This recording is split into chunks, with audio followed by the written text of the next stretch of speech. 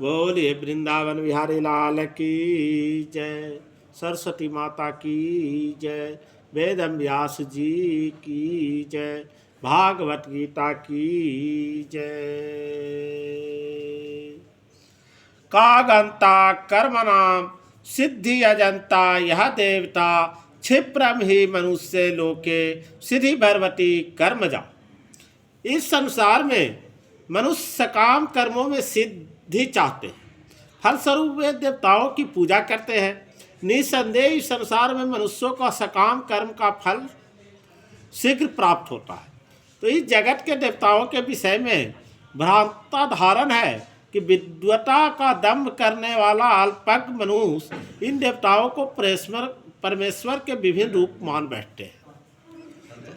वस्तुतः ये देवता ईश्वर के विचित्र रूप नहीं होते,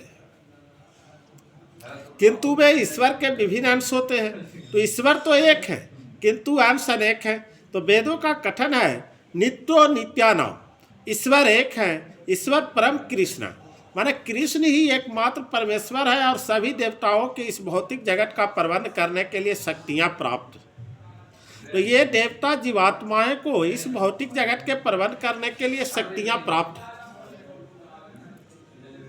ये देवता जीवात्माएं हैं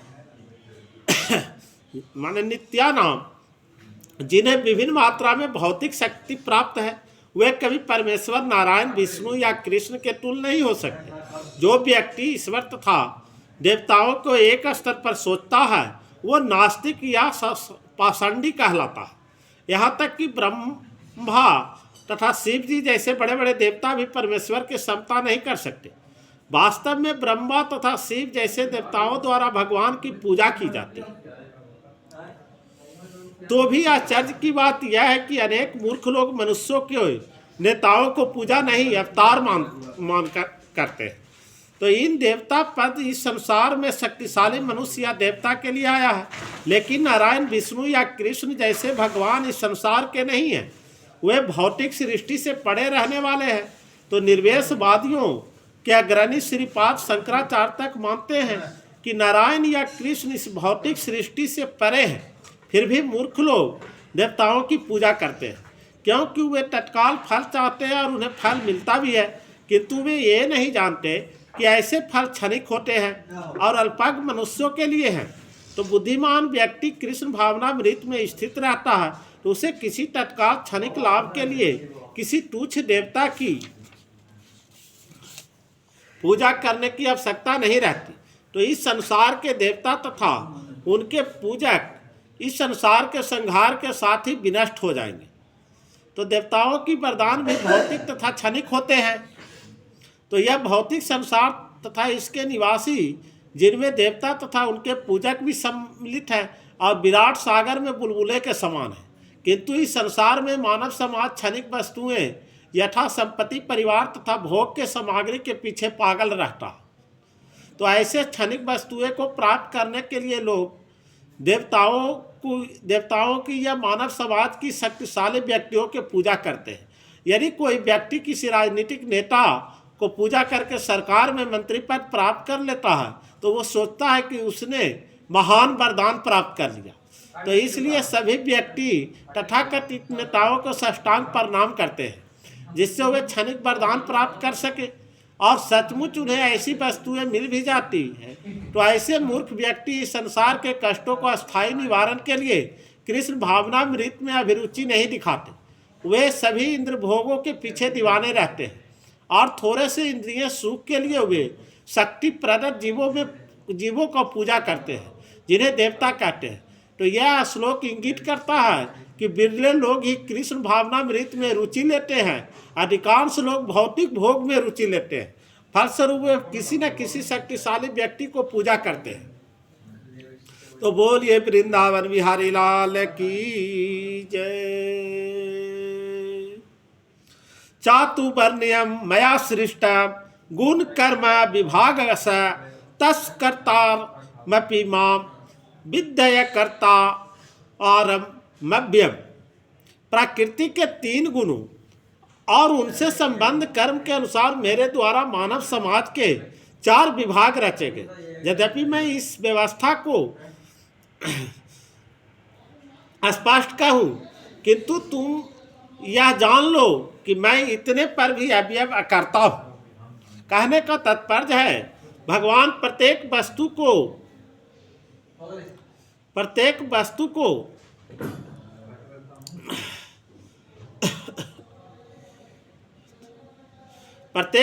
का स्पष्टता है।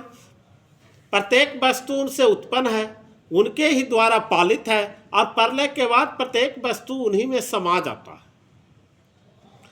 अतः वे ही वर्ण आश्रम व्यवस्था की स्पष्टता है। तो जिसमें सर्वप्रथम बुद्धिमान मनुष्यों का वर्ग आता है, जो सतोगुणी होने के कारण ब्राह्मण कहलाते हैं, और द्वितीय वर्ग प्रशासक वर्ग का है, जिन्होंने रजोगुणी होने के कारण क्षत्रिय कहा जाता है। तो वणिक वर्ग या वैश्य कहलाने वाले लोग रजो और तमोगुण के मिश्रण से युक्त होते हैं, और शूद्र या श्रमिक वर्ग के लोग तमोगुणी होते हैं। मानव समाज के इन 4 विभागों को सृष्टि करने पर भी भगवान कृष्ण इनमें से किसी विभाग वर्ण में नहीं आते, क्योंकि वे उन बुद्धिजीवों में से नहीं, उनका माने जिनका एक अंश मानव समाज के रूप में है। तो मानव समाज भी किसी अन्य पशु समाज के तुल्य है, किंतु मनुष्यों को पशु स्तर से ऊपर उठाने के लिए ही उपर्युक्त वर्णाश्रम की रचना की गई है, तो जिससे क्रमिक रूप से कृष्ण भावनामृत विकसित हो सके। तो किसी विशेष व्यक्ति को किसी कार्य के प्रति प्रवृत्ति का निर्धारण उसके द्वारा अर्जित प्राकृतिक के गुणों द्वारा किया जाता है। तो गुणों के अनुसार जीवन के लक्षणों का वर्णन इस ग्रंथ के 18वें अध्याय में हुआ है, किंतु कृष्ण भावना भावित व्यक्ति ब्राह्मण से भी बढ़कर होता है। यद्यपि गुण के अनुसार ब्राह्मण को ब्रह्म तथा परम सत्य के विषय में ज्ञान होना चाहिए, किंतु उनमें से अधिकांश भगवान कृष्ण के निर्विशेष ब्रह्म स्वरूप को ही प्राप्त कर पाते हैं। किंतु जो मनुष्य ब्राह्मण के सीमित ज्ञान को लांघकर भगवान श्री कृष्ण के ज्ञान तक पहुंच जाता है, वही कृष्ण भावना भावित होता है, अर्थात वैष्णव होता है। तो कृष्ण भावनामृत में कृष्ण के विभिन्न अंशों यथा राम, नरसिंह, 12 आदि का ज्ञान सम्मिलित रहता है। और जिस तरह कृष्ण मानव समाज की चतुर्थ वर्ण प्रणाली से परे हैं, उसी तरह कृष्ण भावना भावित व्यक्ति भी इस चतुर्वर्ण प्रणाली से परे होता है, चाहे हम इसे जाति का विभाग कहें, चाहे राष्ट्र अथवा संप्रदाय का। बोलिए वृंदावन बिहारी लाल की जय। जय जय श्री कृष्ण भगवान की जय।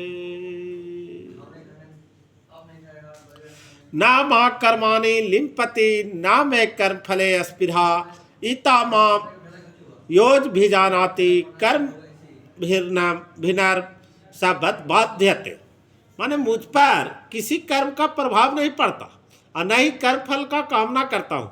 जो मेरे संबंध में इस सत्य को जानता है, वह भी कर्मों के फल का पास में नहीं बांधता।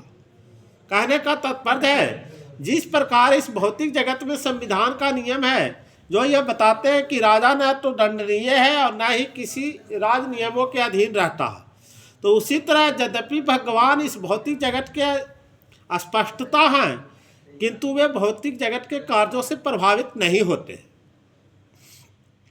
तो सृष्टि करने पर भी इसे पृथक रहते हैं, जबकि जीवात्माएं भौतिक कार्यकलापों के सकाम कर्म फलों में बंधी रहते हैं, क्योंकि उनमें प्राकृतिक साधनों का प्रभुत्व दिखाने की प्रवृत्ति रहती है।